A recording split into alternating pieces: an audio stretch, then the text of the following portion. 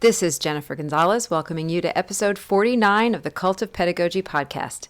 In this episode, I'm going to talk with my guest, Liz Galarza, about how dialogue journals can be an outstanding tool for building relationships with students.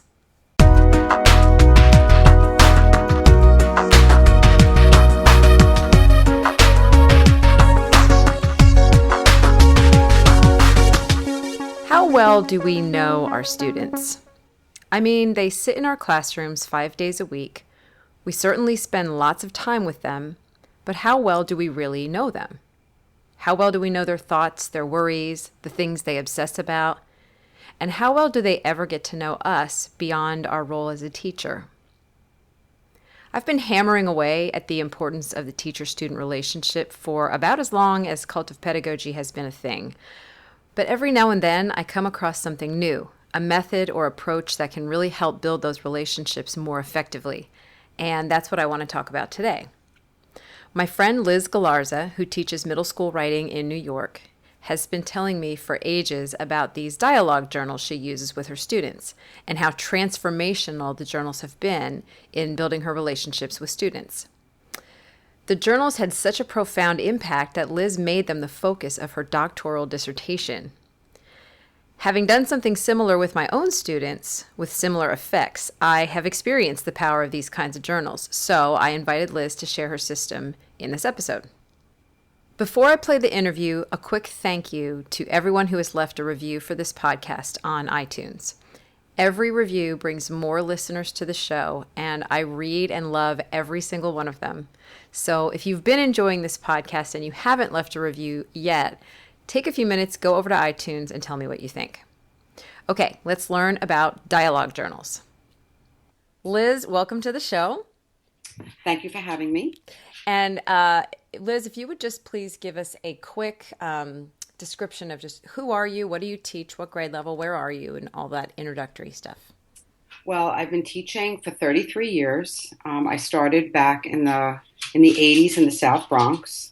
And if anyone out there listening taught in the 80s, they know it was a really fun time to be teaching, very creative, somewhat different than it is today. I taught in the South Bronx for 8 years. I did 4th and 5th grade, and then I came to Long Island, Bayshore, New York, and I've been there ever since. I taught enrichment. I taught 5th grade for a long time, and then I was recruited to the middle school for 6th grade, taught English as a 6th grade teacher, and now I have a really special assignment as a writing enrichment teacher, and that's what I'm doing now. I teach about 100 6th and 7th graders, mostly 6th graders, and in 2011, I returned to school for myself to earn a doctorate at Hofstra University. Okay, and you were doing that while still teaching full-time? Yes. Okay, got it. So 6th grade, and what we are going to be talking about today, and this is, Liz and I know each other through a Voxer group that we have both been in for over a year now. And Probably so over 2. One of the things we talk about in this group, it's a group of maybe 20 different teachers, and we just share a lot of cool ideas and discuss a lot of things. And one of the things that Liz and I have talked about a lot over the last year is something that she's doing with her students called dialogue journals. And this is something that I became familiar with through a Harvey Daniels book called The Best Kept Teaching Secret. But he didn't introduce the idea to the world. He's just sharing that. And Liz has just had a lot of incredible practices with dialogue journals. So I wanted her to come on here and tell us all about it. And you have actually turned your experiences and started doing you're doing your dissertation on dialogue journals. So this is a real serious interest of yours. So why don't we just start by having you explain to us what exactly a dialogue journal is? Okay, so my initial use of dialogue journals began when I took this position 4 years ago as the writing enrichment teacher. And the purpose really, in my mind, I didn't really know that this was a thing. I just wanted to get to know my kids better, and I wanted to get them writing daily. And I had found in the past that giving them a writing prompt didn't always get the good writing. So I really wanted there to be some kind of conversation. So I really wanted to connect with them. And I had learned since I moved from the elementary to the middle school that middle schoolers really need an adult to connect with. They need the connection to school. So it was fitting a couple of different purposes. So what is a dialogue journal? It is, I'm going to give you my definition. Okay. Dialogue journals are ongoing written conversations between the teacher and her students in the form of a letter exchange or correspondence. So basically, it's just a back and forth conversation, but instead of it being oral, it's written. Okay. The writing can take place anywhere and anytime. So sometimes I give my students, oftentimes I give them time to write it in class, but there are certain kids who would prefer to take it home with them. So it doesn't really matter when it's done. There's no prompt. The texts that are exchanged are intended to be meaningful and purposeful. So I really want to push for authentic language, real language, the functional uses of language, which often don't occur in a regular day in school. Now, why don't they often occur? Because I think that's an interesting observation. Well, oftentimes a teacher has an agenda. I've been teaching a long time. I've had my agendas. We need to get an assignment in. We need to get a grade done, or the curriculum checked off. And so, we're asking kids to do writing that they really don't want to do. They're doing it for the assignment. The difference in a dialogue journal is that they're writing about what they want to write about. So I allow the students to initiate the topic of conversation, and any writing is accepted and welcomed. And even the potentially tough topics like complaints and questions. In my research, I've learned that complaints and questions are probably at the top of the list when it comes to items found in a dialogue journal, but complaints and questions are least heard in regular classroom discourse.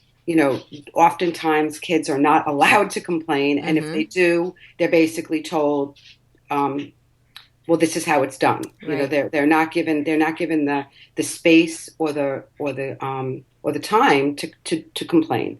Yeah. And questions is another thing. I mean, we ask for questions only when we're teaching, Right. but we really don't allow for questions of interest to them. Yeah. Yeah.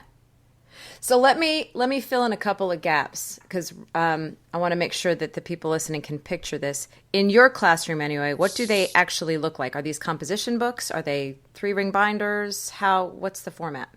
I tell them they could use any notebook as long as it's going to withstand the year's worth of back and forth.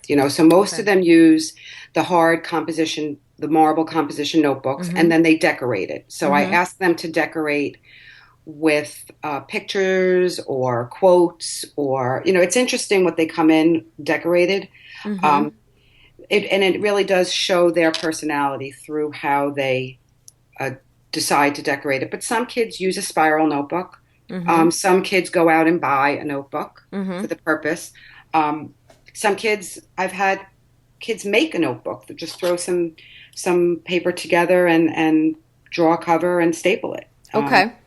So it's whatever they're the most comfortable with. That's right. They can create their own deal, but it is one sort of bound thing. It's not separate sheets of paper that are flying all over the place. No.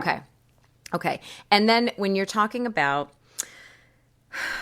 that you don't have a prompt, but that a lot of times that the things that come in tend to be a lot of complaints and questions. It's sort of natural, and I can see this in middle school because I was a middle school teacher too. Like, that's a lot of what's going on in their minds. But when you get started, let's talk about the beginning of the year and how do you introduce them to these? Because I'm thinking a lot of students aren't going to know what to write at first. I know lots of kids will just be like, I don't have anything to write. So how do they start to understand what kinds of things they can write about? Okay, so at the very beginning of the year, I've always, for all of my years of teaching, I've collected as much data on the kids as possible, and not the kinds of data that test scores and stuff like that. I want to know about them. So I send out a parent questionnaire. I get information from parents, and then I give them. I do a lot of observation. I do some talking the first couple of days of school, and then I give them a sheet. Basically, it just says who are you. I ask them for 5 pieces of information about them that I cannot find by looking in their cue cards or by looking at them. So, for example, they can't say that they wear glasses because I could see that they wear glasses. I want to know, and I try and give them a couple of suggestions, examples without getting too deep because I want them to tell me. And then on the bottom of that page, I tell them that they could ask me 2 to 3 questions about myself. And we talk about the appropriateness of questions, but for the most part, they usually ask appropriate questions, and I usually answer just about anything. So I gather that information and I start the letter. So I would write, I would write to you, Dear Jennifer, I'm so glad you're in my class this year. We're going to have a great year together.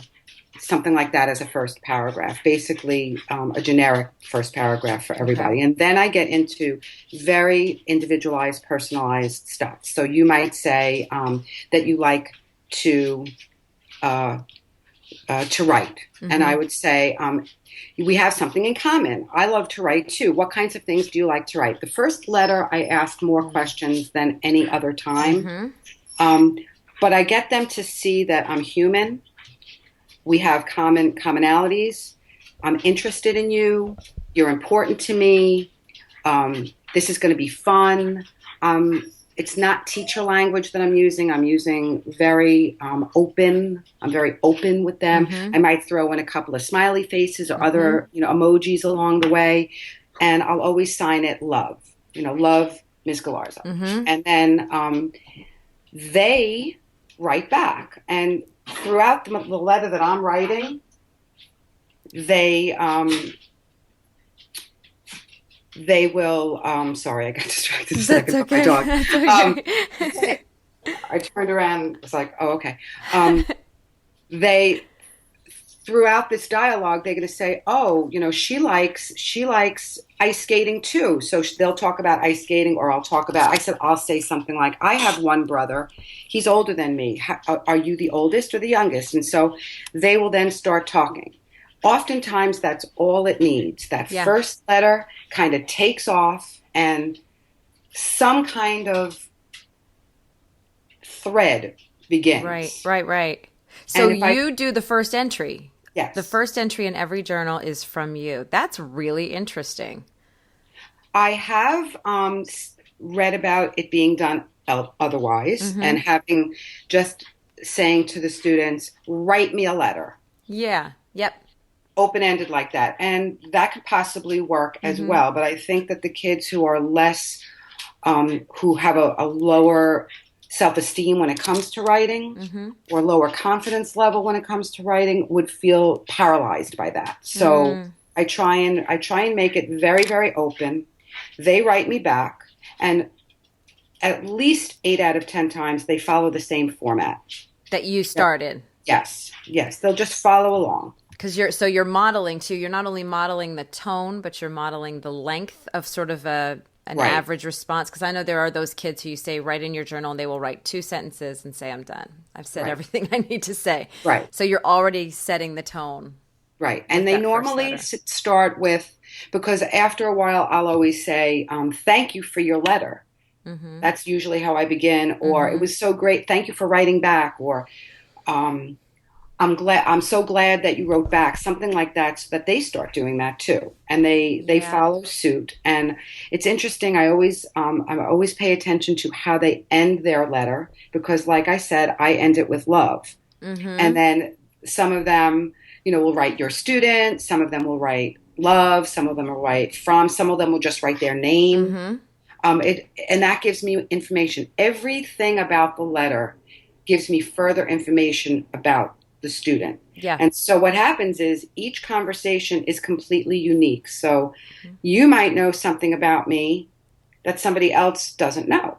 And they might know a totally different Yeah. because each conversation is unique. They've asked me those questions. So in my first letter, not only do I try and like bond with them and show them that we have some things in common, I will weave in the answers to the questions that they've asked. Mm-hmm. Depending on how meaty the meaty of the information that they've given me, Mm-hmm. I might hold off and use that at another time that I might need it. So I don't overwhelm them on the first couple of letters. Okay. And I get to see how it goes. Some kids it's going to fly. We will never run out of things to say. Yeah. Okay. Some kids it'll fall flat after the second letter. And I will either ask them some questions, which I try not to, and I'll explain that later. Okay. Um, or I will say to them just point blank, this is a place where you can talk about anything. What would you like to talk about? Okay. And Does that work with more kids then? some kids get on board and they're Mm-hmm. like, "Oh, can I talk about video games?"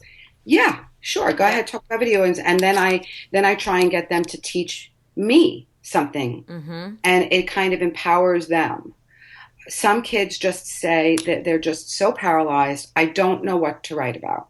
And then in those cases, I will go back to my original intake sheet, look for something, and start. Maybe Mm. I'll just ask them if they wrote that they have a sister. I start asking about their sister. Right. So that's those initial first letters that they wrote to you outside of the journals, you can Right. return to those for more information. Okay. Let's talk for just a minute about signing them with love, because I'm thinking that there may be some teachers who are going to hear that and they're going to think, I wouldn't be comfortable doing that. So talk a little bit about your rationale and maybe what your suggestions would be if a teacher's just, that's not their personality to do that. Well, that's a great point because teaching is such an isolating Mm-hmm. profession, and I chose to write love. And what happens is halfway through the year, instead of writing the word love, I use a heart. Mm-hmm.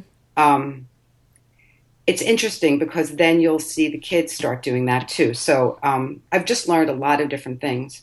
But if it's a personality thing, so Yeah. if you're not comfortable with it, then you wouldn't do it. You might write sincerely, Mm-hmm. or looking forward to your letter, Mm-hmm. or your teacher. I guess my personality is I want the kids to know I love them. I Mm-hmm. tell them all the time I do. Mm-hmm.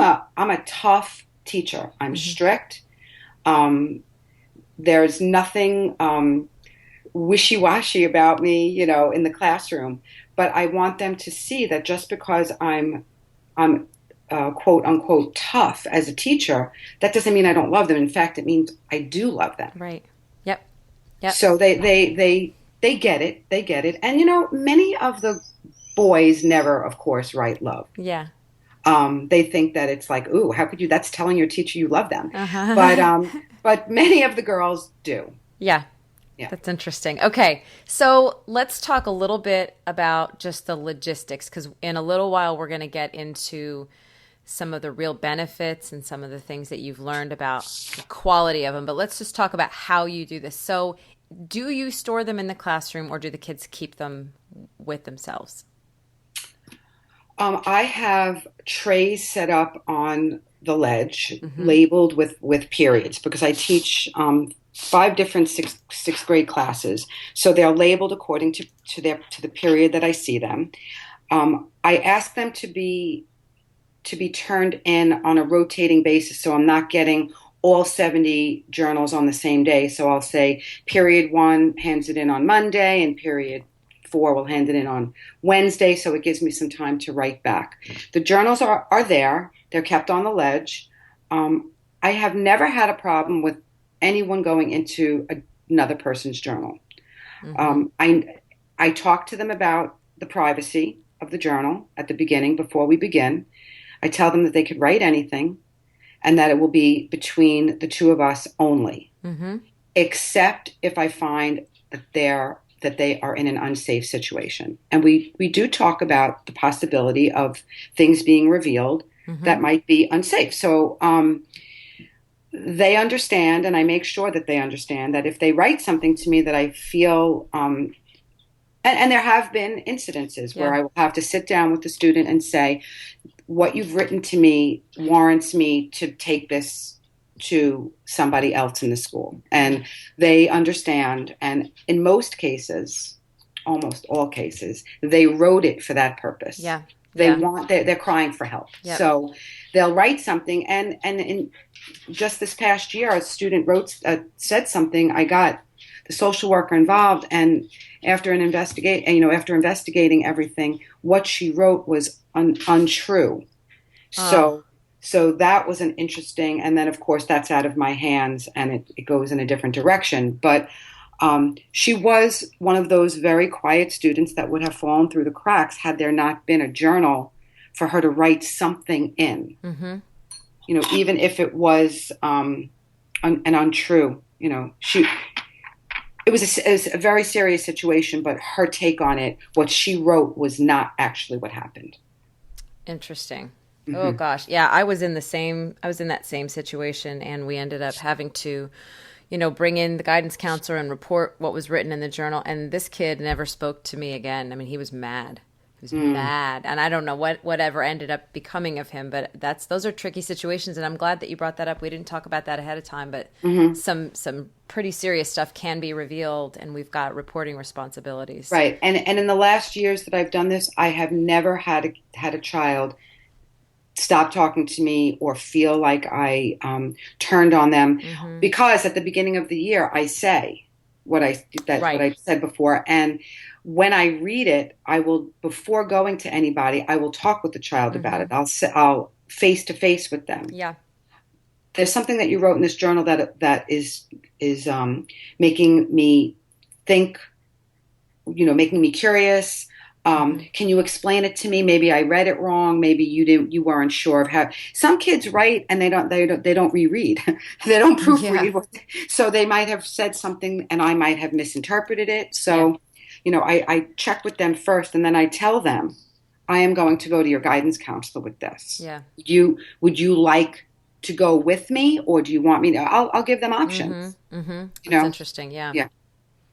Okay, let's get into the logistics of the grading. And we want to talk about this in two different ways. Number one is, how do you handle 100 kids? And I know that some people listening have more than 100, but I'm glad it's 100 kids, because that's a pretty good number. How do you handle it time-wise? How often are you doing this? And then we can also get into, what are you actually writing in these? Because we've talked a little bit about how you've refined your responses to meet certain goals for you. So first, how do you manage all of those journals?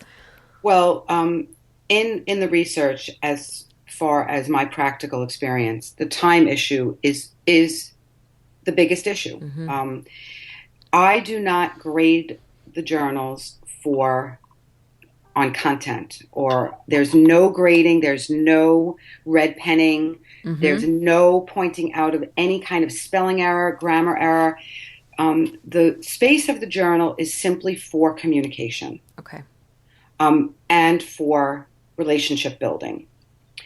Of course, the more they write, the better they're going to get as writers, and the more confident they're going to be. So that's like a side positive effect. Yeah. And of course, the modeling issue is happening without them even realizing. Right. If they spell a word wrong in the journal, in my letter, I will use the same word, spelling it correctly, hoping that they see it. If there's a grammatical sentence structure issue, I will write it correctly, and hopefully they will see it. For my low-level writers or my E&L students, my sentence structure is very simple so that they could follow that. Yeah. For my more advanced writers, I might use a more complex sentence structure and hope that they're going to see. I might combine sentences or use phrases and just more sophisticated language, and hopefully they'll pick up on that. Wow. But as far as time goes, I try and get it back to them as quickly as possible. They love receiving the letter. So when they hand it in, they're saying to you the following day, "Did you read my letter?" Yeah. They want it back as quickly as possible. So I try and do that. It is what I decide is my priority, even though I do not get a grade per se out of it. The only thing I do grade is that they handed it in. I want them handing it in. Okay. So it doesn't matter what they hand in, as long as they hand it in, they're going to get full credit for it. Okay, so that's, if somebody writes you 4 pages of letters versus somebody writes just one paragraph, it's pretty much a sort of a pass fail completion grade. Right, because once you put a grade on something, I'm not really into grading. Mm-hmm. So once you, and I know you know Star, and so Mm-hmm. I've sat through many of her sessions. The more you put a grade, the more often you put a grade on something, the less empowering you're making it for the students, Yes. and you're taking away all of their agency. So uh, I don't want to, and how can I possibly Right. grade something like this? Right. So the only thing I will, like I said, is grade for completion. And I'm thinking even next year of not even grading it at all and Mm-hmm. seeing what happens. Yeah. Because I want to see who hands it in and who doesn't on their own. Yeah. Because as long as the teacher is requiring something, there is that power, the authoritative power that I'm Yeah. really trying to eliminate. Mm-hmm. Uh, but it does take time, and I can get a class set done in about an hour. So Okay. you're talking about 5 hours worth of time Mm-hmm. in the course of a week or Mm-hmm. 2 weeks. I mean, it depends. There are times in my life that I'm super busy with school, with my own school, so I don't collect it as frequently. And then there are Mm-hmm. times I do have them. I give them a due date for handing it in, but I tell them you can hand it in early. It doesn't matter. So there are kids that are handing it in as soon as I hand it back. Like I have a Hmm. student from 2 years ago who handed it back. I have like almost every day there's a dialogue between the two of us. Okay. And then there are children who will just hand it in on the due date. Mm-hmm. So we have a much fewer amount of letters. Okay. So for those, so let's say this is like how many class periods worth? 5. 5 class periods. Okay. So you've got these 5 trays, and you just, so say like on Monday, you'd grab period one. You tell them this is your due date. Everybody hand in your dialogue. Don't you take those with you and you respond to all of them, and they have them back the next day, ideally. So Ideally. you don't take them out until you're actually ready to respond because you don't want them to be out of their hands for that long, right? Right. Okay. So if this one child turns something in early, do you grab that with the period fours that day and Yes, just give them? yes. Okay. So I get that's a it back signal as to soon. you that they want a response sooner. Right, right. And in Okay. some cases, those there it varies, but and I have lots of examples, but there are some kids who are really looking, like I said before, for an authentic, caring adult Mm-hmm. to see them. Mm-hmm. Many of these kids, this is sixth grade. It's in a school that they're the new students in the school. Yeah. It's so easy to get lost in the new scheduling, so many different teachers. If they're already shy, your typical good student that falls between the cracks, doesn't raise their hand very much, isn't a behavior problem. They have stuff to say. Yeah. Yep. A lot of thoughts going on in every single one of their heads, and they Mm. just because they don't say it doesn't mean it's not in there. Right. And when they see that I'm giving time to their thoughts, Mm.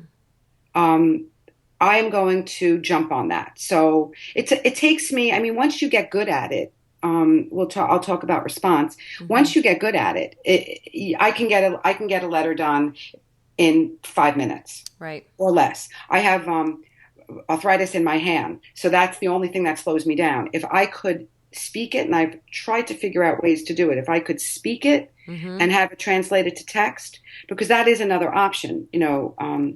Electronic journals, Mm-hmm. would work perfectly fine. Also, I like Mm. the handwritten because there's a personality I think that comes through. But you know what? With all the different emojis and things that you could do through electronic journals, that would be a way Yeah. to respond as well. It's definitely an option. It's not, I mean, I agree with you. There's something about seeing somebody's handwriting that feels Hmm. very intimate, Hmm. but I think for practical reasons, some teachers may prefer to do something that's more electronic. But so, one last question about the logistics of it. Actually, 2 questions. So, one is if you're collecting these about once a week, the students are writing them every day, correct? No, They're no, not. they're not writing in them every day. They're just Okay. answering my letter. They're Okay. answering my letter. So that could take. I often give them time in class to do it. That could take as little as 10 minutes Okay. for a student to respond, and it could take an hour if a kid wants Okay. to really put a lot into it. Some students take pictures and put them in there for me, Mm-hmm. draw pictures. So it might take a little bit longer, but no, they're not writing every day unless they get it back from me every day. So they don't write until it's a 1-1-1-1. Got it. Okay. Okay. And so, all right. So the time that you give them in class, I mean, that could just be something where a student just finishes something early and they say, "Can I just work in my journal for a little Right, while?" Okay. right, So they keep them with them all the time until this hand-in date. right. And then okay. And then as far as recording this in your grade book, is it just a like 10 points or something? They did it or they didn't, or is it just I you just check. I have a check off a list of their class right near the tray, and Mhm. so when they hand it in, they check it off. It's Okay. all there. It's Okay. on. It's an on your honor type of thing. Okay. And then I see, oh, Jen, you didn't hand in your journal. Oh, that's right. It's in my locker, and they go get it and they bring it, Okay. or they'll say, I'll bring it in tomorrow.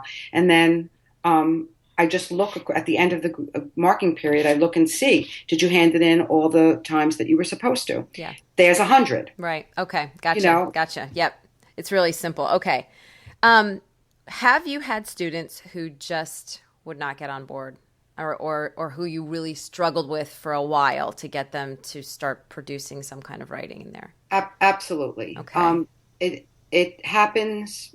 I would say one in 10, 1 in 15 Mm-hmm. that a child really doesn't want to do it. Mm-hmm. Interestingly, you would think it would be the child that doesn't like to write, Mm-hmm. who claims that they don't like to write. Right. But that's not always the case. That's Okay. sometimes the case. Usually it is they just don't know what to write about. Mm. They are so, I keep on using the word paralyzed because that's how I feel. I feel that previous writing experiences for them have been so traumatic that they're almost afraid, or they think so poorly of themselves that they don't Mm. think that they have anything to say, Yeah. So what do you or do then? they simply just don't want to do it. Yeah. Like Yeah. um, I will accept the one sentence, Okay. and I will try and say, I'll say something like, thanks for writing, and I will try and write a little bit. Now, in the research, when I first started with this, I tried to write a lot, Mm-hmm. thinking that if I write a lot, they're going to write a lot. Mm-hmm. But in my research, Hmm. I found out that that is not a good practice Okay. because it is very intimidating to them to see so much Oh. writing. And Mm-hmm. they feel like either they have to match that amount and Mm-hmm. maybe they don't want to, or they have to match that amount and they can't. Mm. So the research says to try and match the quantity with their quantity. So if they Okay. write 2 paragraphs, I write 2 paragraphs. Got it. If they write 4 pages, I have to try and write a lot. At least a long one, yeah. Right. And as far as questions go, another thing I learned in my research is that it's not really a good idea to ask a lot of questions because Okay. it puts me in a very authoritative teacher Mm. mode, and Mm-hmm. I'm trying to remove myself from that persona. So I kind of try and get them to ask questions. Okay. Uh, So are and you mostly revealing things about yourself and your own thoughts and reflecting on some of the things they said without asking direct questions? Absolutely, that's the best way to get them talking is to say. Um, for example, to disclose information about my own life, Mm-hmm. even if it's some things, and I know there are teachers listening, and I've spoken to a lot of teachers about this. Some teachers do not feel comfortable disclosing personal information about Mm-hmm. their life. Mm-hmm. I have little problem with it. I Mm-hmm. have found that the the more real they see me, the better the letters are going to be, and the better the relationship will be, and the more they will see themselves as important people, which is so much more important than the word student. I want them Yeah. to see themselves as having something important to say and Yeah. important to bring to the conversation. So I will tell them, like they'll say to me, they'll ask me questions about, for example, my husband because I never talk about a husband, and then I'll tell them that I'm divorced. And some teachers would feel uncomfortable in doing that, but I don't. You know, sometimes they might even ask in the next letter why. Yeah. You know, and Yeah. I might just say something like, you know, sometimes marriages don't work out. I'll try and like Right. circumvent the question. Mm. Um, they'll ask me if I have grandchildren. Mm-hmm. And I'll say, what? What? Like I have grandchildren? Um, because they know that I have children, and I'll talk about my kids, and my kids are in their late 20s. So their Yeah. assumption in some of their cultures, that's when, you know, children are born. Yeah. So they'll ask me questions like that. I have no problem answering those kinds of questions because what what am I trying to hide? Right, right, right. Well, and there's also a difference between answering if somebody asks you why are you divorced, you can answer them truthfully without giving them all the inappropriate details that they don't Right, need to know, but you can still kids are learning about the world at this right, age. right, And one thing that I noticed about teaching middle school kids is that this is the age when they're pulling away from their parents and they don't want to talk to their own parents about anything, a lot of them. right, right. And I've had so many parents that will come to me and say she doesn't tell me anything about school. You know, they don't want to talk about anything. They'll tell me all kinds of stuff in their journal. So they need that relationship with a trusted adult who will continue to answer the questions that they used to ask their parents. Absolutely. And it's interesting you bring that up because when I only see them for 40 minutes a day, as Mm-hmm. opposed to their core teachers that see them on an average of 50 minutes a day. Okay. And they see their core teachers probably in a different light than they see me. I'm an elective class, so Okay. whatever that means Yeah. in the scheme of things. But when we have parent conferences and I'm there, and I'll bring up something to the parent that I know, or I'll even bring up something to the teachers that I know, they all look at me, you know, how do you know that? Yeah. Because they share things that are important to them. They are initiating the conversation. Mm-hmm. They are in control. They tell me about things that will never come up in social studies, science, math, or English Yeah. unless you allow them Yep. to. Yeah, I found that as an English teacher, I always knew way more about my students than the other teachers did. And it makes you more sensitive to their needs. Then you Yes, realize, oh, they've got a absolutely. lot going on right now. That's why they're acting up. And you can Hmm. handle things with smarts, basically, Yes. because you understand that things are going on. Okay, let's talk a little bit about now what are the effects of these journals? What are some of the impacts? So we can weave in your research a little bit, what you've discovered, how it's impacted your own teaching in terms of relationships and how that's impacted the students academically. Just talk about why should teachers be trying this? There are so many benefits. I've already spoken about the mentor, the Mm-hmm. aspect of being a mentor text. Um, you know, it's closer to speech than other writing styles. So Mm-hmm. it's such a wonderful technique for ENLs or very low Mm-hmm. functioning writers.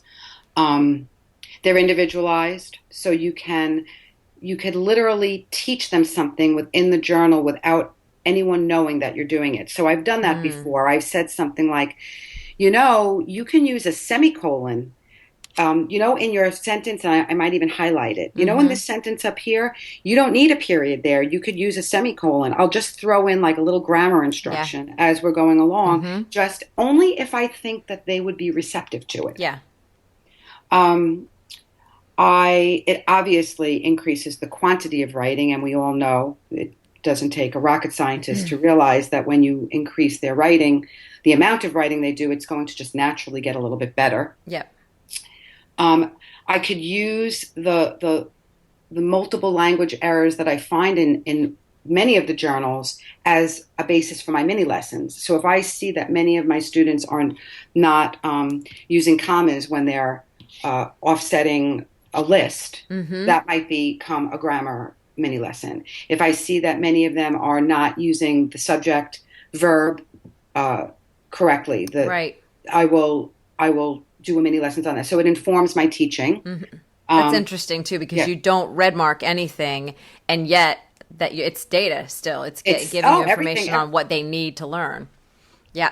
Jen, you're a teacher, so you know everything is data. Mm-hmm. From the Yeah. minute they walk in that room, what they're wearing, what they say, how they look, how they respond, everything is data. The writing is real conversation, and that is something that, like I said at the beginning of our time together, that the kids go through school. I mean, I have two adult children who finished college and finally said, "Oh, that's why we had to do that. Now I understand it." Kids don't understand when they're going through school why they're doing it. They don't understand why Yeah. they're given all these writing assignments. This is a real exchange with a real audience. Yeah. The reason why you're doing it is because I am going to listen to you, read it, respond to it. It's so different than any other writing that's being done. Mm-hmm. It definitely helps classroom management Mm. because the kids feel like they're in a trusting, caring place. Yeah. Um, and because I know so much about them, like you said earlier, I might know if someone's sister just left for college and Yeah. that's why their behavior is that way, Right. or someone's a grandmother is ill, Yeah. or things like that. It definitely raises self-esteem because I really, without making it all sugary, Yeah. I really do value what every child is saying. Mm-hmm. You know, Mm-hmm. um, so how is it? It's impacted my teaching in all of those ways. I I found this quote as I was doing research that the philosophy is one of dialogue and differentiation, not transmission and standardization. Our Nice. schools right now are all about transmitting knowledge. It's Mm-hmm. all, it's back to a different decade, long ago, where, we have this vision of the kids having these open heads and we just plop in information. Um, Without any differentiation. Everyone's supposed to just follow along Yeah. on this script Yeah. that unfortunately people are forced to use. But this practice is all about dialogue and differentiation, which is Mm-hmm. just such a different mindset. Um, Yeah. yeah, I gain insight into their thinking as I gain insight into their writing ability. So it's a twofold. It's the time, in my opinion, is well spent because I'm learning not only about their writing ability, the academic aspect of it, and what Mm-hmm. I have to work on with each individual student. Mm-hmm. I'm learning about them as human beings. And I know that when my professors really get to know me, the relationship helps in my scholarship. Yeah. So we can all, it's unfortunate that kids move from elementary to middle school and the whole philosophy changes. Many men, I don't want to offend anybody by saying this, but I've gone from elementary to middle school, and there are some secondary teachers that feel that they are teachers of content. Yeah. Well, and that goes And, back to that whole transmission thing. We're just right. dumping it in and that's it. I've seen the exact same thing. And elementary, if you were raised as an elementary teacher, Mm-hmm. your philosophy is that you're teaching a child. Yeah. So Yep. I think that is the biggest difference. But they see me as being authentic. They like that there's no correction or judgment. Mm-hmm. Anything is allowed, and the response is the most important part of the whole process, and that's where teacher personality is going to come in. Mm-hmm. This isn't going to be good for everybody. I'll be honest. It takes a particular type of teacher to Mm-hmm. really want to put the effort into it. If it's going to be a status quo answer for everybody, Yeah. it's just not going to be effective. Um, a motivating and encouraging response will keep the momentum going. Okay. Um, Okay. and you have to be empathetic. You have to have that self disclosure. You have to be real. Um, and then they'll trust you. And I feel, and I've learned, and I have, like I said, kids in my 20s, and I've been teaching for 33 years. I've made a lot of mistakes through the years, more than the time that we have here I could talk about. But I've learned that if they trust you, you're going to get much further with Yeah. them. Yeah. So suppose I'm an eighth grade math teacher.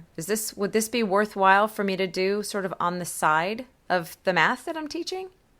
Well, if I were an eighth grade math teacher, I would use it for mathematical reasons, Okay. and then I could work in some of the personal stuff, but I would base it on math. I would have it like, it might be prompted, or you might say, write in the journal about something you either uh, liked, learned this week, understood, didn't understand, want me to review with you, and then there could be some personal Hmm. tutelage there, but. I think that if given some time and thought, I could come up with it working in any situation. Okay. Certainly, of course, literary journals. Nancy Atwell was doing this back in the '80s with her Mm-hmm. literary journals. Mm-hmm. Uh, for that's a no-brainer. Talking about books, Right. but I think that science you could definitely use it because you could talk about real life science, how Right. we talked about. I think that in the subject areas it might need to be a little bit more prompted.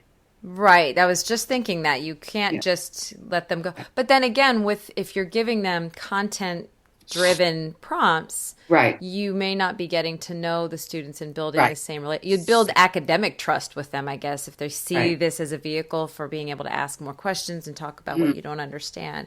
But I guess if a content area teacher is willing to put the time in, they could also allow space for that more free form, just tell me what's going on in your life right now, and maybe have separate conversations going on about the more personal stuff. right, right. Okay.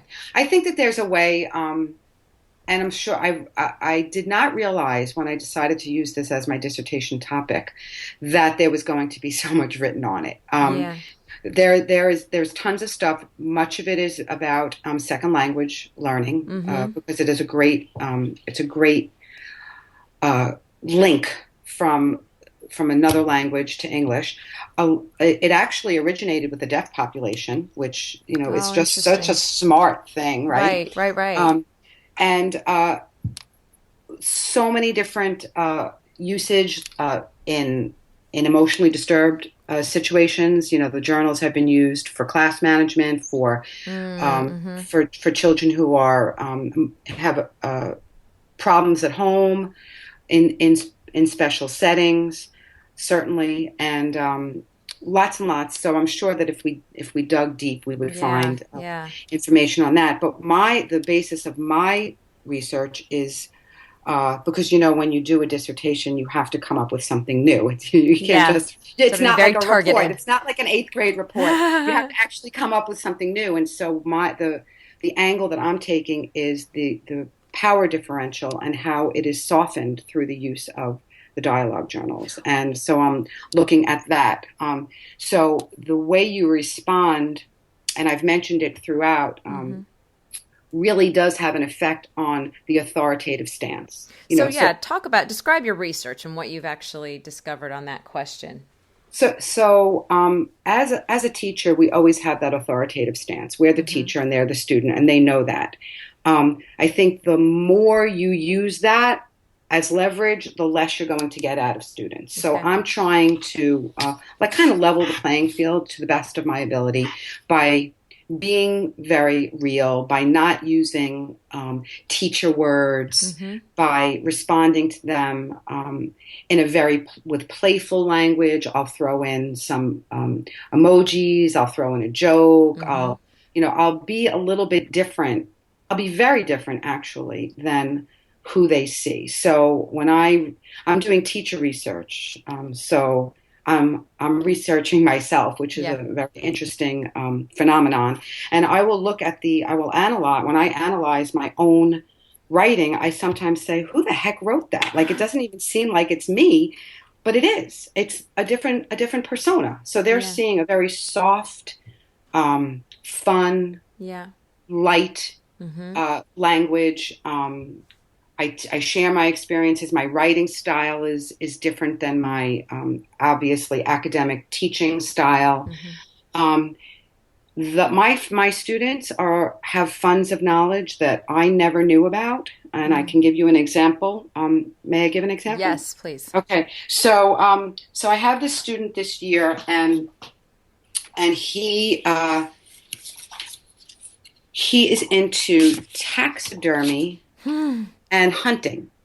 And I live on Long Island, Uh-huh. and I only have learned about taxidermy and hunting. I'm not a hunter Uh-huh. or a taxidermist through maybe a movie or a book that I've read, but never firsthand. And he was boys are different about writing to their female teacher, I think. Yeah. And I had suggested to him because he started drawing these pictures for me, which were so. He told me that he was a taxidermist, and I was so interested in it. So I asked him to give me information on it, and he really did, like technical, like it belongs in a book. And then he drew pictures. So I suggested to him, did you ever think about writing a comic book about hunting or taxidermy? And so his response is, I actually never thought about writing a comic book about hunting.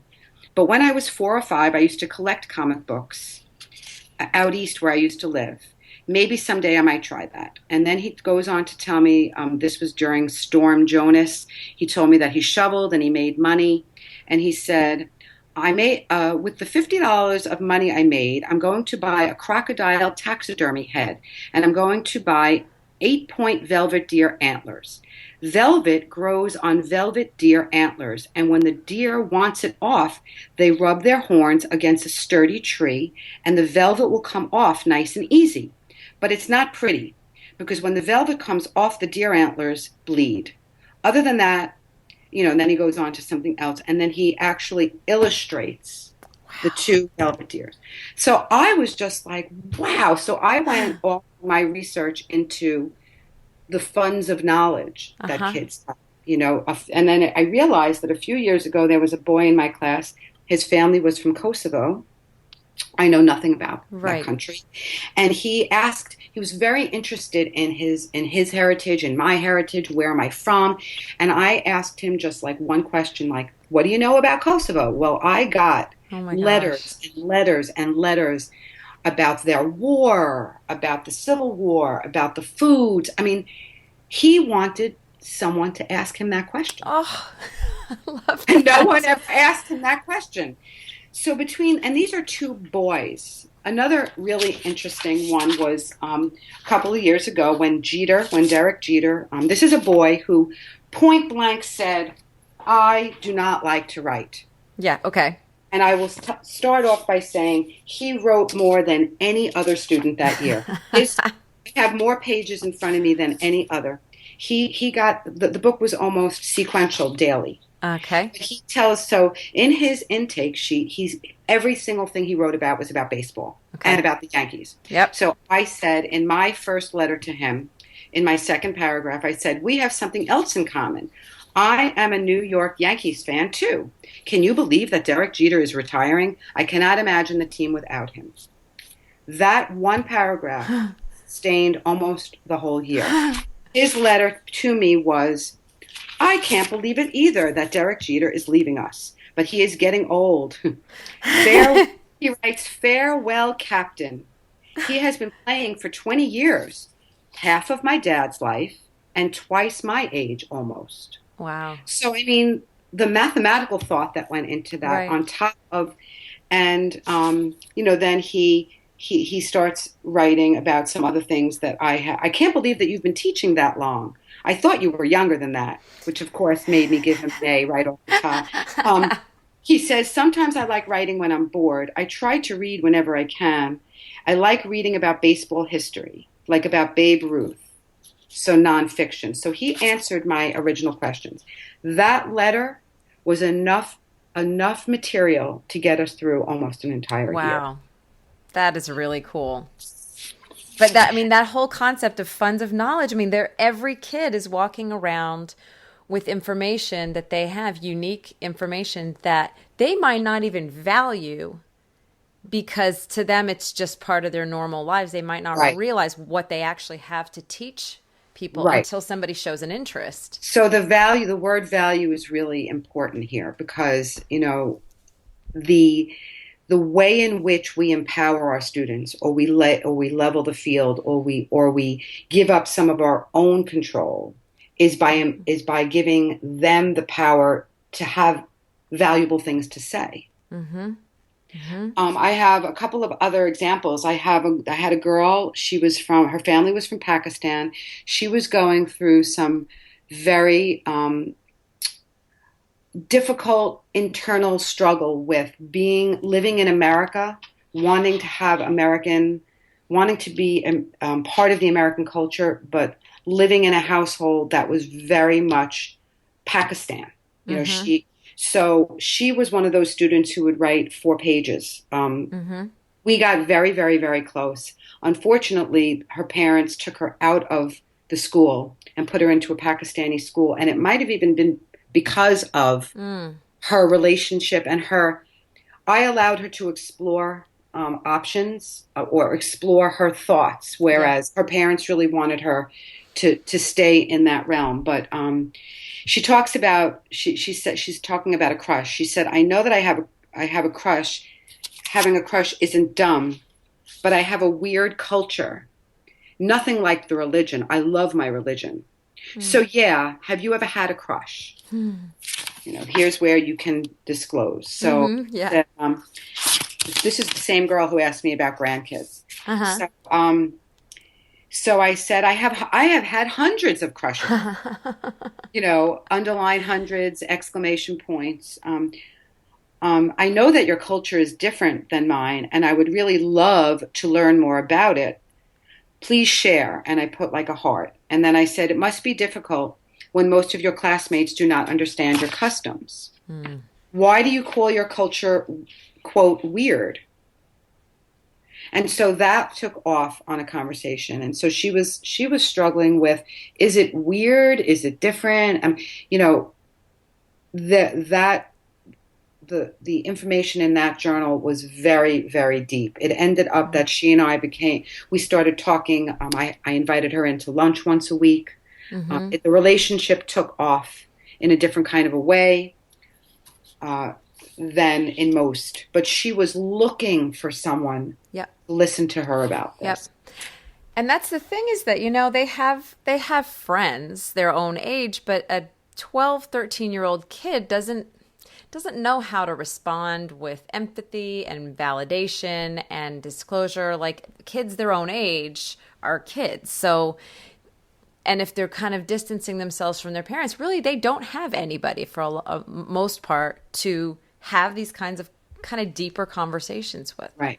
She was a student who looked different. Also, she wore the head Mm-hmm. gear Mm-hmm. and so unless you knew her from a previous school, now remember this is sixth grade, so she is coming in touch with people, a lot of people that had never seen her before, and so Yeah. she was struggling. Mm. Another student this year, I got very close to. The conversation in the dialogue journal had to do with dogs. Kids love talking about pets. I Yeah. have 2 dogs. Unfortunately, one of my dogs is pretty sick and he's diabetic. Both of my dogs, believe it or not, are diabetic, but this dog is older. He's diabetic. He's blind. So the conversation was mostly around her dog and my dog. And then her dog was had to be put down. Mm.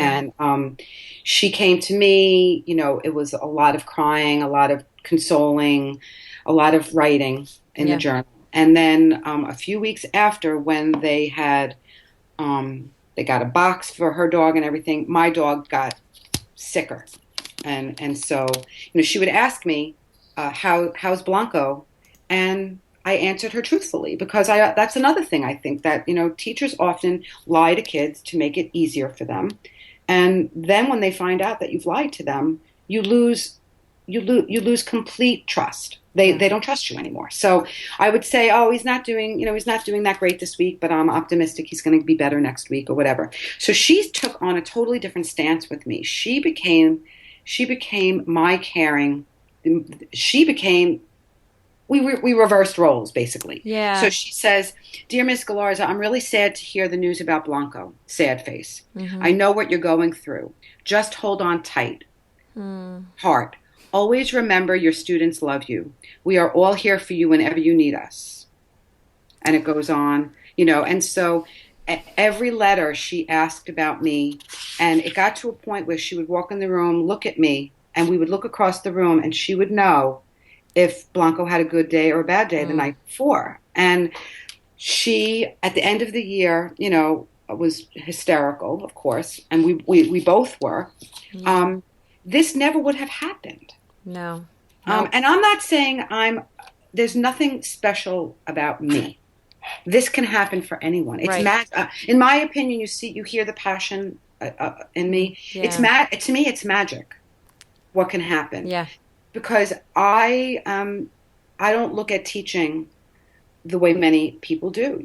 I know that they could learn anything they need to learn from their homes with a device on their lap, still in their pajamas. They Yep. don't need me Right. to learn. Right. They need me to care. Yeah. Yeah. Oh gosh, Liz. That's genius. You're right. Oh my gosh. I can only That's facilitate the learning once they realize I care. yeah. Yeah. It doesn't matter how well prepared you are with a lesson plan. If they don't buy into you as a human being, especially in the middle school years, things change when they get to high school because they realize they've got to know stuff in order to get into college. Like then they start going into like, got to do this, got to do this. But in Right. middle school, they're not thinking that way. They No. don't care. Nope. They don't care. They are so into navel gazing at that point. They are not thinking about the future. They just aren't thinking about anything. Yes. So, okay. I'm looking at my list of questions and I'm thinking that we jumped around a little bit. Is there anything else that we sort of talked about before is there anything else that you want to share basically about dialogue journals? I think that it was a classroom practice back in the day, in the 60s. In fact, the landmark study that I'm basing most of my research on was a woman named Leslie Reed, and she did these journals with her sixth grade class.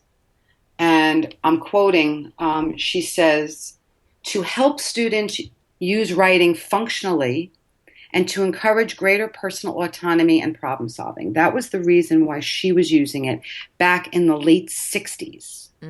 So there was this researcher who was looking for a method to use in a counseling setting.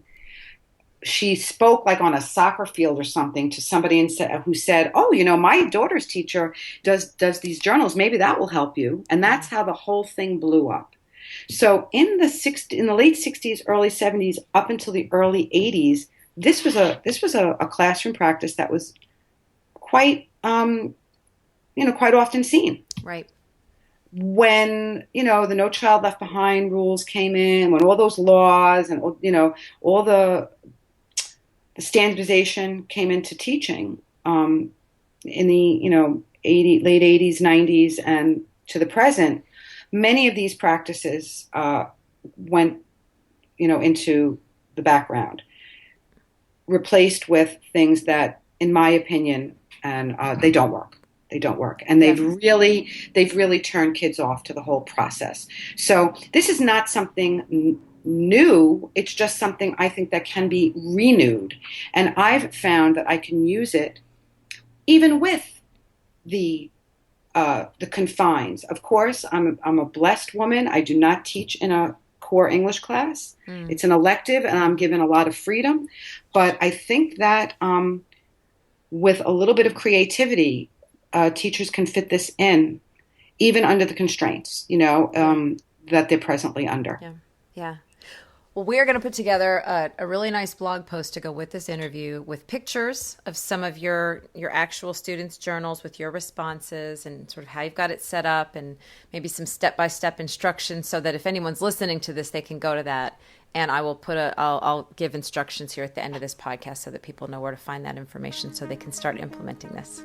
Thank you so much. Thanks, Liz. Have a great day. For links to all the resources mentioned in this episode, go to cultofpedagogy.com/pod and click on episode 49. To get weekly updates on all my newest blog posts, podcast episodes, and products, sign up for my mailing list at cultofpedagogy.com/subscribe. Thanks for listening and have a great day. This podcast is a proud member of the Education Podcast Network. Podcasts for educators, podcasts by educators. To learn more, visit edupodcastnetwork.com.